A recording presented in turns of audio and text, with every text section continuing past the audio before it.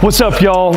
I'm gonna give you my deadliest move to use when playing one-on-one. This is one of my secrets as to how I'm able to get my shot off and score against any opponent on the court. So I typically like using this move when I'm in triple threat. However, you can do it off the bounce as well. And what it is a push-out dribble.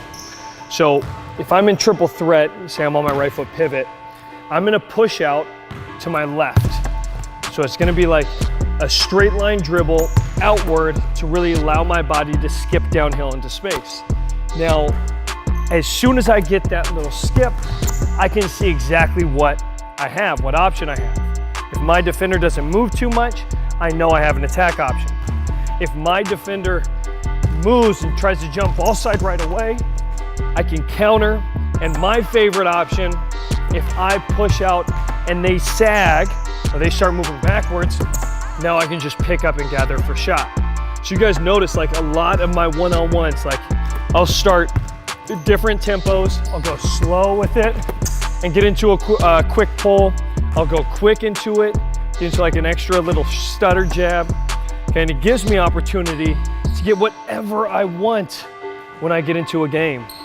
Or you can take it off the bounce. So if you guys are playing with unlimited dribbles, then you guys can use it right there off the bounce. So you have a little lead up, and then you just push, start skipping your steps, getting that defender to kind of shuffle, jump, stay put, sag, and it's gonna give you opportunity to score. I'm gonna go through a couple of reps. We'll talk through a couple of key important details as we go, but make sure we focus on how I push that ball out, where it's going outside my frame, and my footwork involved with each rep.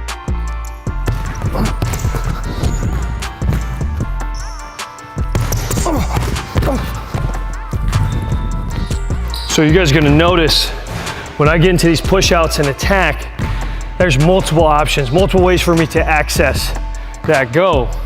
So what I did, I can skip, I can get into a drop stance and attack right away.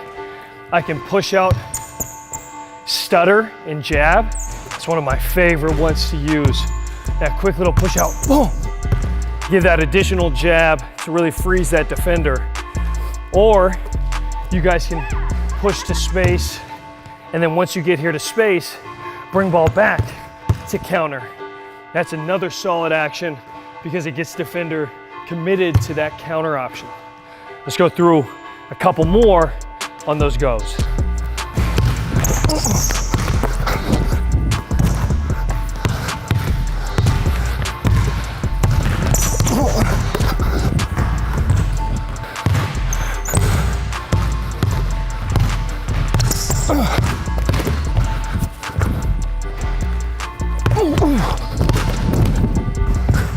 For the counter options, I still want you to focus on your skips, focus on your stutters, and focus on that anchor foot of keeping that back foot heavy. But now we just want to make sure we sell and bait that defender toward ball side while occupying or controlling our space well. So when you see me do these moves, you're going to notice my shoes in front of me. I'm not allowing my body to get beyond my shoes to do the counter move because that's not going to be realistic. I'm not going to make the move behind my defender. So what I'm going to do is I'm going to try to control my space so that way when I get into that skip from the push out, or I have my anchor on the push out, or I do my stutter on the push out, I'm still imagining and picturing that defender in front of me. Now, the reason why we counter is because defender jumps toward ball side. And what that does for us is it creates a middle foot to attack. A lot of coaches will say attack the top foot. I don't believe that's 100% true. But one thing that I've noticed through my training and playing experience is that attacking the middle foot is. So if I skip and put my defender downhill and I get that defender to jump, that outside foot is there to where this foot is in front in the middle of my frame, I know that that's the direction that I'm gonna go. I'm gonna counter. If my defender is in this stance and I go to push out and they're jumping, cutting me off, that right foot is still in the middle of my frame, therefore telling me that I need to go that direction. There's no way I can skip here and attack over that top foot. So be conscientious of what you're trying to accomplish. Let's go through a few reps on that counter option out of the push out.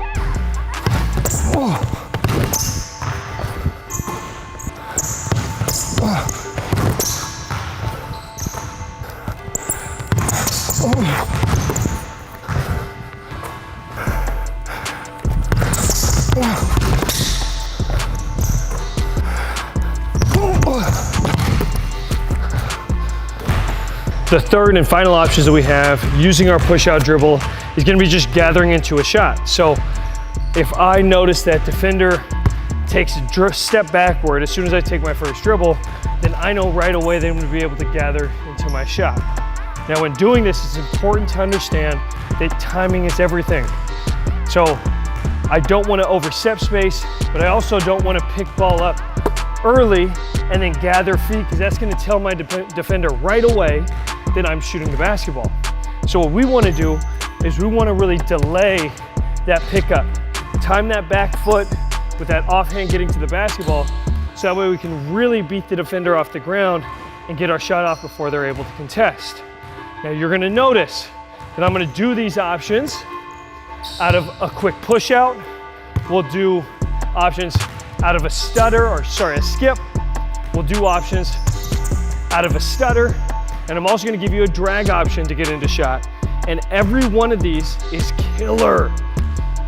But I need you guys to practice them and practice them and practice them, and use your shoes or use your imagination to see how the defender is playing, okay? And make sure, this is important, make sure that you know how to occupy your space. We can't be going too far downhill and end up body to body with that opponent and then decide to get up into a shot. It's not gonna work. So make sure you guys know how to control your spacing. Let's get it.